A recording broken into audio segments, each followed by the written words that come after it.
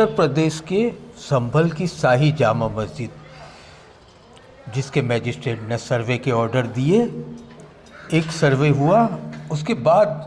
कोई ऑर्डर हुए बगैर दूसरा सर्वे के लिए टीम पहुंची, जिसके लिए काफ़ी हंगामा हुआ। पुलिस ने गोलीबार किए, उसमें 5 जितने मुस्लिम लड़कों का इंतकाल हो गया, जिसके लिए आज एसडीपीआई ने महाराष्ट्र में भी देखाव किए और गुजरात के कच्छ जिला में एसडीपीआई की टीम ने कलेक्टर को आवेदन पत्र दिया राष्ट्रपति को पहुंचाने के लिए। पहले देखिए, कच्छ जिला के भुज शहर में एसडीपीआई के प्रमुख रोशन भाई सांघाणी और उनके टीम ने कच्छ जिला कलेक्टर को आवेदन पत्र दिया। उसके बाद में वीडियो है महाराष्ट्र में मुंब्रा शहर में संभाल मस्जिद पर जो सर्वे हुआ और उसके लिए जो मुस्लिम लड़के शहीद हुए उसके लिए देखाव किए गए, उसका वीडियो लगावવામાં આવી રહ્યું છે। આ અધિકારીઓને ટોળા મસ્જિદમાં કેમ જઈ રહ્યા છે? તો પોતાનો અધિકાર છે। મંદિરમાં કોઈ પણ જશે તો એનો પણ હશે ને મસ્જિદમાં જશે તો એનો પોતાનો સંરક્ષણ માટે કોઈ વિરોધ કરવો કોઈ ગુનો નથી ભારતના સંવિધાન મુજબ। પણ આ લોકોએ જે રીતે પોલીસ ક્યારે ક્યાં પોતે પણ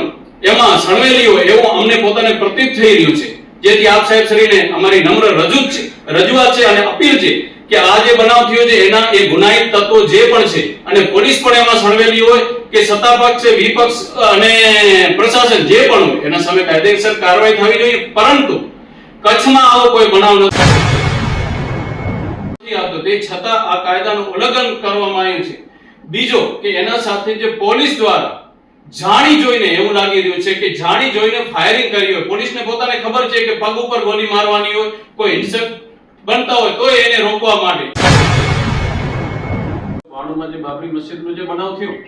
એવા બાદ હવે એવું લાગતું હતું કે આ જે રામ મંદિર બની ગયું ને હવે કોઈ એવા મુદ્દા દેશને તોડવાના કિસ્સા અને આ જે ઘટનાઓ હિંસક થઈ રહ્યું છે એવું નહીં થાય। પણ હાલાત કે જે એક અધિનિયમ 1991 ના હિસાબે જે આપણે 15મી ઓગસ્ટ બાદ જે આપણે જે અસ્તરો છે ભારતમાં એ જે જગ્યા ઉપર જેના છે એ જ રહેશે એ પ્રમાણે એના ઉપર કોઈ દાવો કે કરી નહીં શકશે ને કરશે તો એ ગુનાહિત થશે। એની જગ્યા ઉપર આવી રીતે ખોટા દાવા કરી અને એક દેશમાં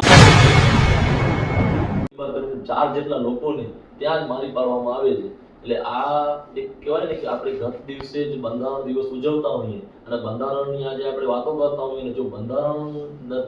કોઈ પણ પ્રકારની એની કોઈ લાગુ પડવાની વાત ન થતી હોય કારણ કે બધાને બંધારણીય હક છે અને એના બાદ પણ 1991 નો એક કાયદો છે જેનામાં એવા જે પૂજા સ્થાનો છે તેના ઉપર કોઈ પ્રકારની કાર્યવાહી ન કરવી એવું પણ સૂચન કરવા આવ્યા છતાંય પણ આજે થઈ રહ્યું છે। એટલે કચ્છ જિલ્લાના આગેવાનો સાથે અમે એ જ અમારા મારફતે રજૂઆત છે કે સાહેબ આવો માહોલ જે બની રહ્યો છે તે ગંભીર છે અને